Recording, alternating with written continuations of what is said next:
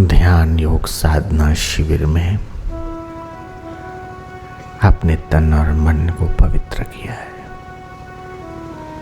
जिन्होंने आज सुबह मंत्र दीक्षा ली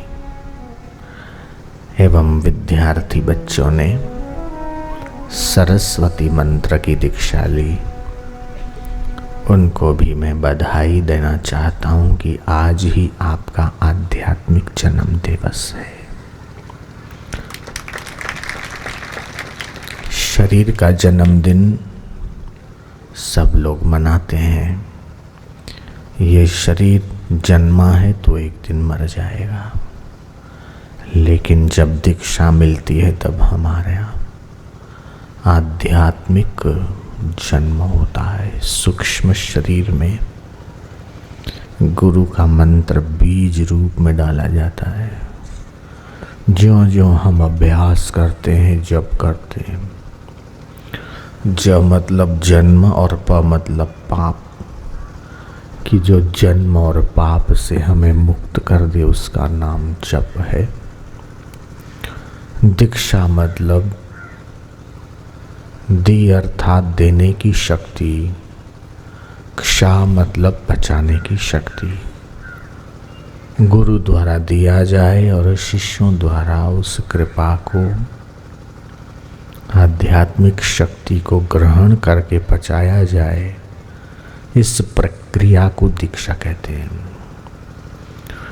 हम हजारों वर्ष पुरानी सनातन परंपरा से जुड़े हुए हैं।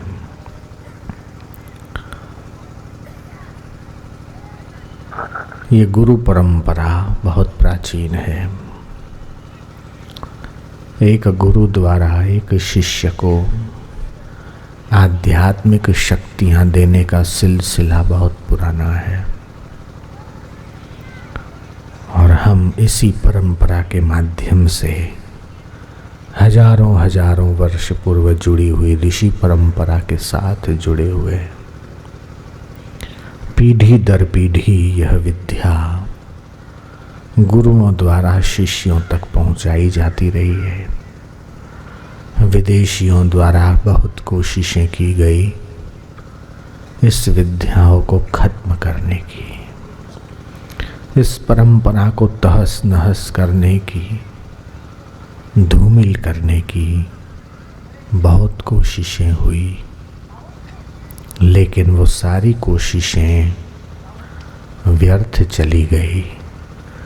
हमारी आध्यात्मिक परंपरा जीवित है और यह परंपरा ज्यों दिन बीत रहे हैं ऐसे कलयुग में बढ़ती जा रही है, क्योंकि लोगों की समझ में आ रहा है कि आधुनिक भौतिकवाद से मन की शांति होना असंभव है। यह सिर्फ और सिर्फ आध्यात्मिकता के बल पर ही संभव है और इसलिए विदेशों में भी हम लोग सनातन संस्कृति का डंका बजाने में सफलता प्राप्त कर रहे हैं।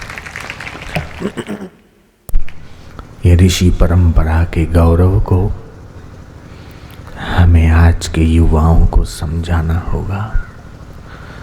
गांव-गांव और शहर-शहर बाल संस्कार केंद्रों के माध्यम से बच्चों में आध्यात्मिक मार्गदर्शन देना होगा। आधुनिक शिक्षा के साथ साथ आधुनिक काल में आध्यात्मिक दीक्षा भी देनी होगी। आधुनिक शिक्षा का आध्यात्मिक दीक्षा के साथ समन्वय होना आज के समय की मांग है। तकनीकी युग में, मोबाइल और कंप्यूटर के ज़माने में मानव मशीन जैसा होता जा रहा है और मानसिक रोगों की संख्या भी बढ़ती चली जा रही है। ऐसे समय में भगवान नाम दीक्षा और महापुरुषों का संसर्ग एक ऐसी चिकित्सा का काम करता है कि जो चिकित्सा अत्यंत कम खर्चे की, अथवा यूं कहो कि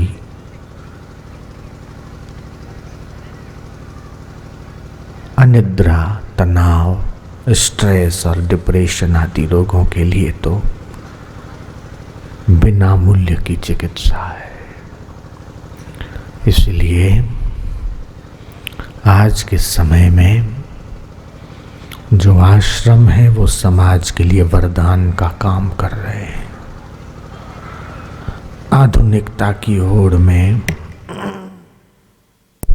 भाई भाई के खून का प्यासा हो गया। अंधी स्वार्थपरता, लोलुपता के इस युग में मनुष्य ऐसी संकुचितता से घिर गया है कि वो बिना मतलब के कुछ भी करने को तैयार नहीं है। ऐसे में आध्यात्मिक मूल्यों की प्रतिष्ठा, संयम, सदाचार, प्रेम, स्नेह और सौहार्द की स्थापना, मानव संवेदना की जागृति तथा चिंता भय के बोझों से मुक्त होने का दिशा निर्देशन ऐसे सत्संग समारोह के द्वारा, ध्यान योग साधना शिविरों के द्वारा संभव है। मनुष्य को सच्ची शांति अपेक्षित है और शांति के लिए वो कुछ भी करने को तैयार है। सुख और शांति की प्राप्ति के लिए देश विदेश की यात्राएं करता है। ये मानव न जाने क्या क्या करता है। अच्छे अच्छे कपड़े, अच्छे अच्छे मकान, महंगी महंगी गाड़ियाँ और न जाने कैसे कैसे शौकों को पूरा करने के लिए लाखों करोड़ों रुपए खर्च कर रहा है। वर्तमान की शादियाँ और उसमें होने वाले लाखों करोड़ों रुपया का खर्च यह धन के प्रदर्शन के लेकर अपने प्रतिष्ठा और मान बढ़ाई को बढ़ाने के लिए ये मानव कितना प्रयत्न कर रहा है। लेकिन ऐसे शादियों के संबंध भी कई बार विफल होते देखे गए हैं। वो शादियां तलाकों में बदल जाती है। महानगरों में तो विशेष रूप से वे संबंध टिक नहीं पा रहे। ऐसे समय में जो सिर्फ धन और ऐश्वर्य को देखकर अपने संबंध बनाते हैं, उन संबंधों का टिकना भी जहाँ मुश्किल हो रहा है, ऐसे समय में ऐसी ध्यान योग साधना शिविरें मानव संवेदना को जागृत करके गरीब और अमीर के बीच की दूरी को कम करके मानव मात्र में भगवान का दर्शन कराने की दृष्टि लोगों में विकसित कर गई।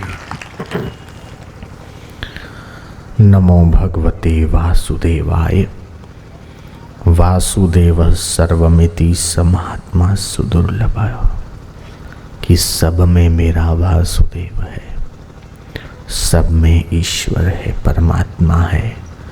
एक तरफ जहाँ इस भाव की बढ़ोतरी होती है, वहीं दूसरी तरफ बच्चों का IQ, बुद्धि शक्ति का विकास, वो व्यावहारिक क्षेत्र में और पारमार्थिक क्षेत्र में कैसे सफल हो सके, ऐसी कुंजियाँ हंसते खेलते उनको मिलती है। अतएव यह आश्रम एक ऐसी आध्यात्मिक अस्पताल का काम कर रही है कि जिसमें व्यक्ति को पता भी न चले और उसका मानसिक उपचार हो जाता है। उसके लिए न बिस्तर की ज़रूरत, न एडमिट होने की ज़रूरत। इन शिविरों की आध्यात्मिक चिकित्सा के द्वारा घर घर के झगड़े कम हो रहे हैं।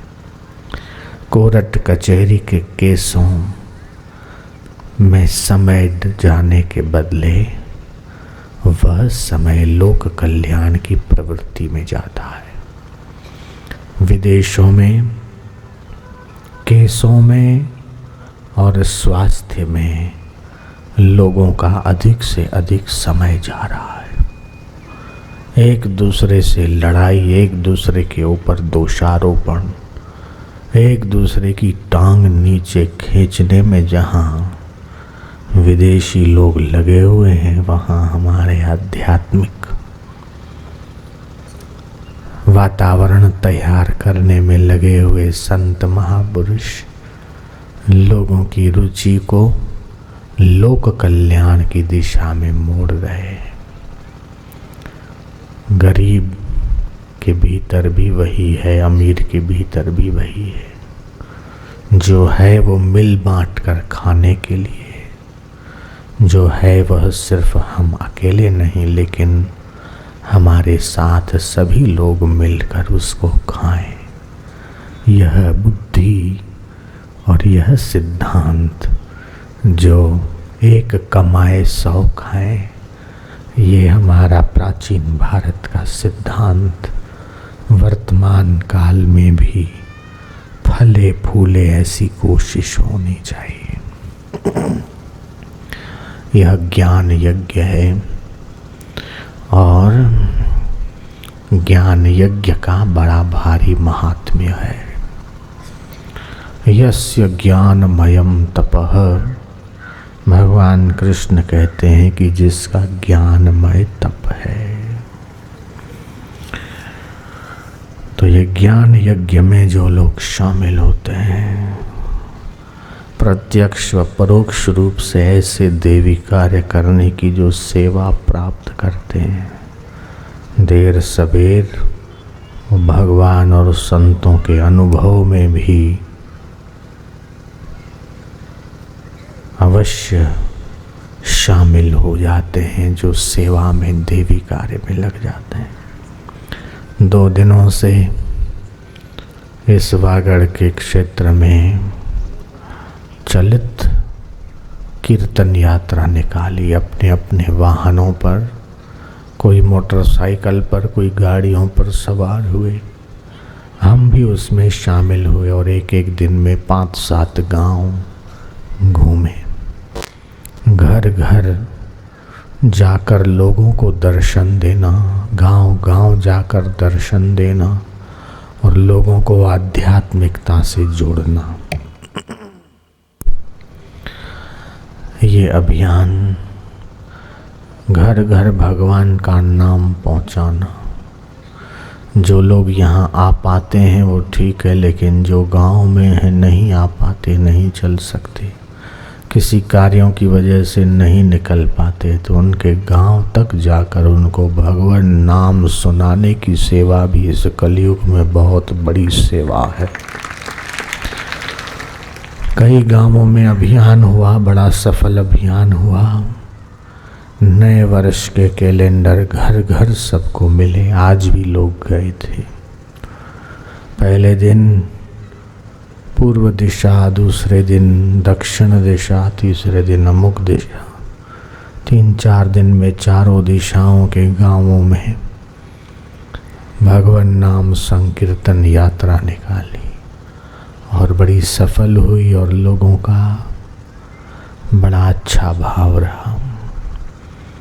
तो हमारा भारत आध्यात्मिक भारत है। यहाँ मंदिर और आश्रमों की परंपरा है। ऐसा शायद ही कोई गांव होगा जिस गांव में कोई मंदिर नहीं होगा। कोई ऐसा शायद ही शहर होगा जहाँ कोई मठ नहीं होगा, आश्रम नहीं होगा। अब उन आश्रमों को जो महापुरुषों ने बनाए वो कौन संभालेगा? वो संभालने का काम भी समाज का है। जगह जगह शराब के अड्डे खुलते जा रहे, क्लबें खुलती जा रही और दुकानों पर पान मसाले और गुटखा के पाउच दिखाई दे रहे हैं। ये हमारे देश का दुर्भाग्य नहीं तो और क्या है। विस्की और वाइन की दुकानें खोलने में सरकार भी कोई मदद कर रही है। ये तो देश के ऊपर कलंक है। समाज को ऊपर उठाना हो तो धार्मिक आध्यात्मिक स्थानों की हमें रक्षा करनी पड़ेगी और घर घर गांव गांव को हमारे आध्यात्मिक ओजस्वी मिशन के साथ जोड़ना होगा और सद्गुरु का प्रसाद हर दिल में, हर घर में पहुंचाना होगा। आओ सच्चे साधकों की साधना मिलकर करें।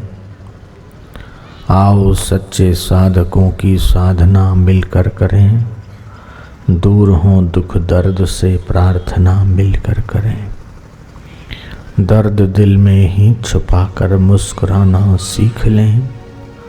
गम के पर्दे में खुशी के गीत गाना सीख लें। आप अगर चाहो तो आपकी गम खुशी हो जाएगी। मुस्कुराकर गम के कांटों को जलाना सीख लें। गम की अंधेरी रात में दिल को न बेकरार कर, सुबह जरूर आएगी, सुबह का इंतजार कर। ये क्षण भंगुर जीवन है और ये जीवन जा रहा है।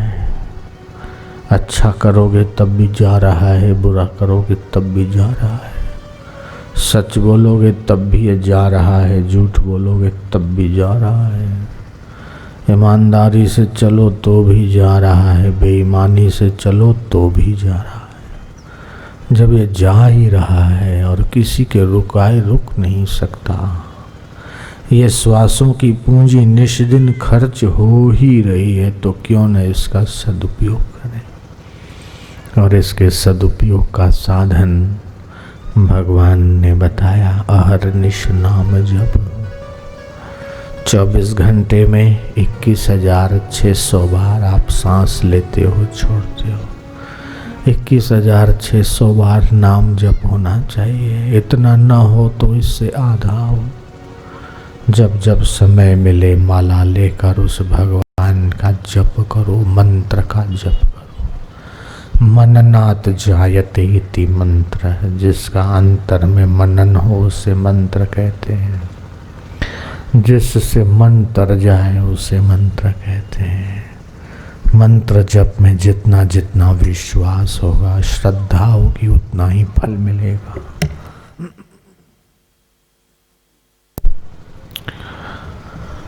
गौशाला में, वट वृक्ष पीपल के नीचे, तुलसी वन में जप करने का फायदा अनंत गुना है।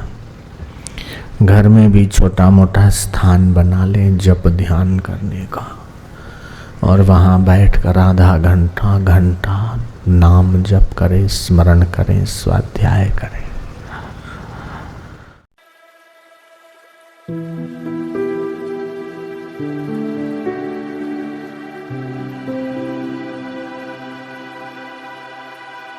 Thank you.